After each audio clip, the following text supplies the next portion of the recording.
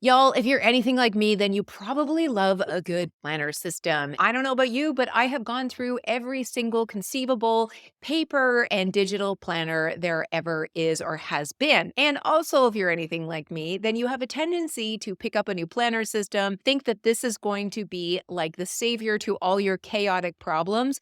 And when it doesn't fix all of your woes, then you get disappointed and move to the next thing. We call this planner hopping or maybe just magical thinking. So, in today's video, I want to break down some things to think about when you are considering a new planning system or to double down on the system that you have.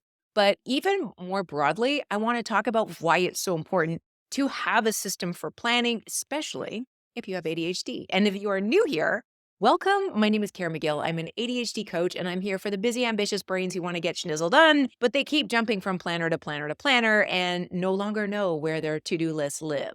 So if that's you, then what I would first suggest is whatever system you have right now, don't make a move until you've answered the following questions for yourself. So the first thing to ask yourself is, what do you want your system to do? Do you need something to just track appointments? Or do you need something that's more elaborate around task management and to-dos where you're constantly writing things down because you need to remember them to do them later on? What is the most important thing that you need to be supported with? So for example, sometimes clients come to me saying, my system is not working for me. I've been using some sort of elaborate task management system, but what they really just need is a calendar. But if you're somebody who plans a lot of projects or has a lot of complexity in their work that's not necessarily date dependent, then you're going to need something much different. So first things first, what kind of result do you want your planner or system to provide? The next thing to consider is where you're going to use whatever system this is. Are you generally working from home and you're at a desk where you can write things down whenever you want? Or are you on the go and you need a system where you can voice record ideas to yourself or put tasks on a list where somebody else will complete that task? Think about your lifestyle, where you spend the majority of your time, and what kind of a tool would work best for whatever your situation is. The next thing to consider is when you're going to use your planning system. So some folks only need structure at work. Maybe they have a 9 to 5 and they do a lot of meetings, and whatever calendaring and task management system their employer gives them is more than enough. Another thing to consider is who needs to use this system. Is it just for you? Or is it for everybody in your family, everybody at the office, or everybody on your team in your business? So if you are somebody who has a family that's very busy and has a lot of activities, you might need a shared calendar that's either something that's on the fridge or a shared Google Calendar. Or if you're somebody like me who has a solo business, but you might want to communicate or collaborate with other people, then you need a system where they can book time on your calendar or share to-dos and a collaborative space where you can actually get work done. And to that end, my last question I would ask you is, how are you going to use this? So if you just need a calendar or a task management system, there's a lot of options for you out there. However, as a solopreneur, I need a calendar where my clients can book time. I need a task management system so I can constantly stay ahead of the things I need to do in my business. Sometimes that task management system needs to be shared with other people, so I can't just use a paper planner. And I also need an ecosystem where I can get my work done, meaning doing all my writing and my scripting and my planning and that sort of thing. So thinking about the who, what, where, and how around your system is going to help you narrow down what the specifics are for you. And when you know exactly what your needs are, it's going to help you get really clear on what's going to work for you and what's not. And that is going to help you reduce any planner hopping tendencies that you have. So now that we've gone through those questions, what comes up is like the top 2 or 3 things that you really need this system to do for you? And the last thing you want to consider as an ADHDer is, how do you want that system to support your ADHD? Do you want it to help you stay organized, stay on track of time, or stay on track of appointments, or remind yourself of certain things? Does it need to have really obnoxious reminders, or would you prefer to have like just a bullet journal where writing things out is the most important part of your internalization process? So with all of that said, I've only really been using planners in the last year and a half, 2 years. But now that I know how powerful these systems can be, especially when you struggle with executive function, I will never not have a system. And if you've been around here for a minute, then you know that my system of choice is Notion. It is completely flexible and I can make it my own. It's also digital, so I can use it as a dumping ground for all of my different ideas and resources and just random stuff that I pick up from other places. It becomes a centralized spot for all of my things. So, literally, my second brain. And that's not a new term or a term that I coined, but it's a really important thing to think about, especially if you have ADHD, that the more centralized you can become with your systems, the better off you'll be. What do I mean by that? Let's say when you go to work, you are in a Microsoft ecosystem. At home, you've got a task list that you share with your family, and then there's the calendar that sits on the fridge. And then there's the chalkboard where you write things down when you're out of food. And then all of a sudden, you have different systems set up for every area of your life. And that can become very unmanageable very quickly. And before I knew I had ADHD or even knew what an executive function was, I always struggled with this because I was always trying to think of ways where I could remember to do things. So I would start lists and put them in random places, and I would start systems but never follow through on them. And that was just a constant piece of chaos in my mind. And I truly believe that had I understood these things about myself, I probably would have been a lot more successful in my previous businesses. So now, as I am a solo entrepreneur again and I am self directed, I really need something where I can open my computer at the beginning of the day, look at my task list, also see my calendar if I do have any appointments, which I generally keep those to 1 or 2 days in the week. And then also use that same environment for getting my work done. So the more that I can stay in one system, the less transitions I have to deal with. Transitions are hard for ADHDers. So if you're transitioning from Outlook to some other system to actually get your work done, that can be very difficult. And believe me, I have gone through every system under the sun, and all of them have come up with some sort of complication that has made me move away from them. So, for example, I really like Evernote for its note taking ability, but because I'm really bad at organization and filing things in a way where I would remember to find them at a later time, I just found that Evernote failed me in that regard. Same thing with the Google ecosystem. I really love Google Calendar and Gmail, and I still use those in my business. But I find that Google Drive does not work for my brain. I put things in there and I never see them again. So I needed to have a space where I could store documents, make notes, create tasks,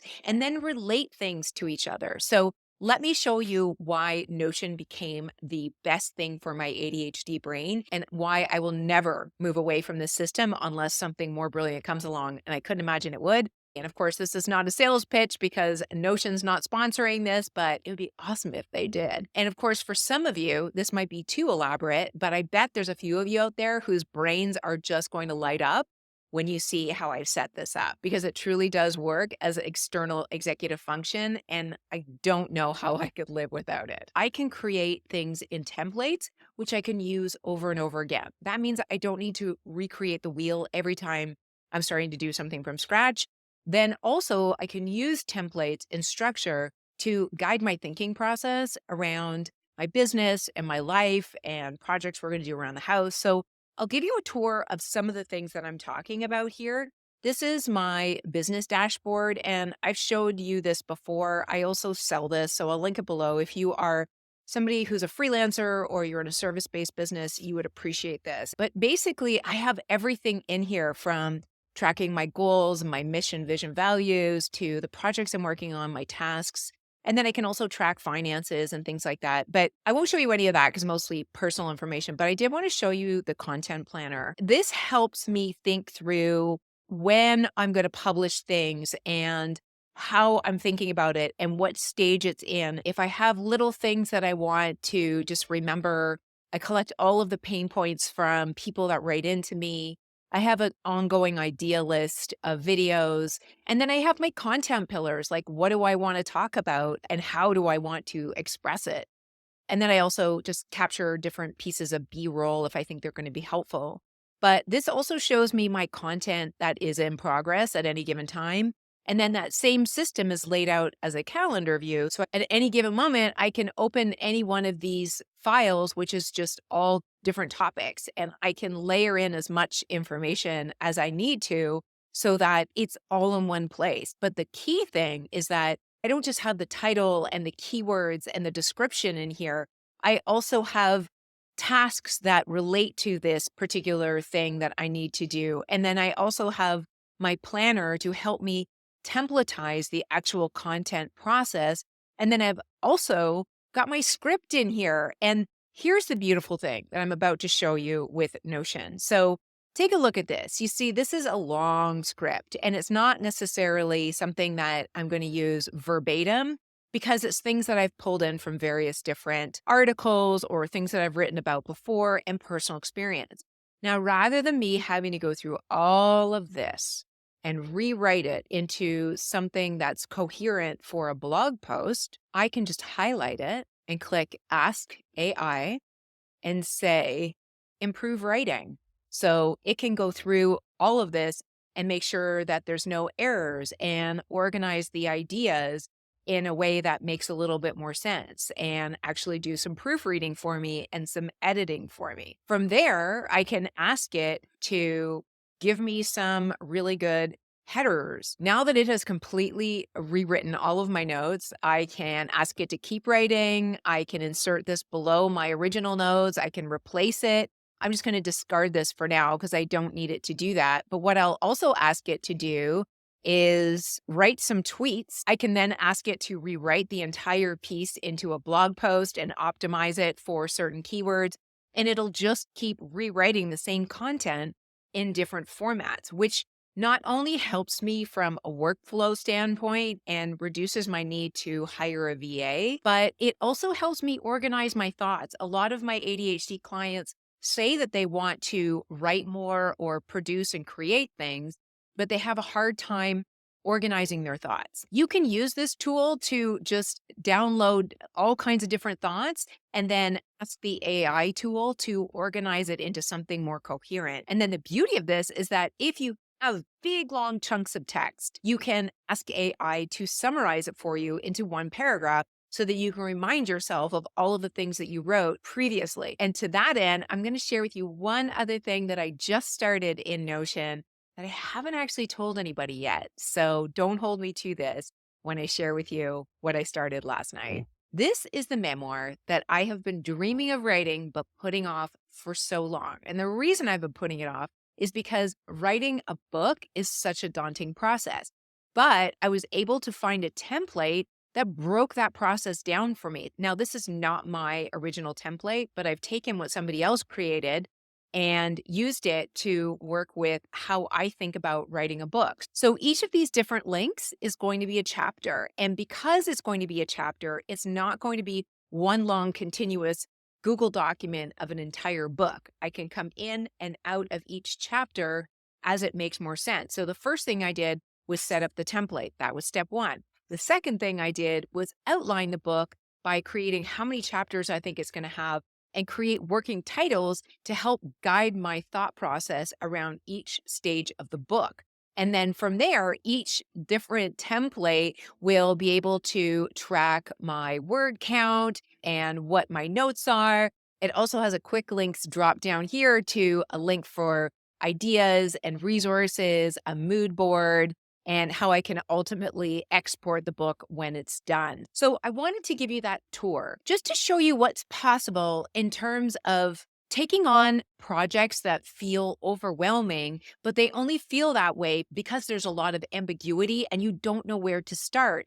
But if you have a template, if you can create from something as opposed to creating from nothing, it makes the process so much easier. It also makes it easier when you can use pretty colors and pictures and things like that. So the one thing I wanted to show you, which is part of my external structure, is my weekly spread. And I've showed this to you before.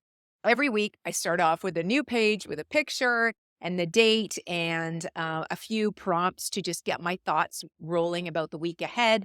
And then I have everything templatized that I need for that week. All of my values and strengths and my accomplishments from week to week are all stored in here. the things that I'm manifesting, the objectives that I'm working on, my to-dos for the week. So this is also my calendar system, the habits that I'm tracking, and then again, the content that I'm constantly working on, and an area for me to reflect and journal about the week that I just went through. So if I didn't have those prompts, I wouldn't remember to plan my week or track it at the end of the week. So it doesn't matter what kind of system you use, as long as you have the prompts and externalized reminders to move yourself from milepost to milepost in order to get to a goal. Because if you're anything like me, your working memory is probably not your strongest suit, and you probably don't even remember what your goals are from one day to the next. So that's what I do. That is a planner system that I have crafted over the past 2 years, and it's what works for me. What works for you is probably going to be something different. Although, if you like this layout, then you are welcome to use my templates that are all listed below. But my best advice to you is to start with the questions I asked you at the top of this video around how are you going to use your system? Who else needs to be a part of it? When are you going to use it? And what qualities it needs to have in order to help support you be your best self. So I hope this was helpful. If you have any questions, feel free to drop them below. I'd be happy to answer them. And on that note, guys, thanks for watching, and I will see you in the next video.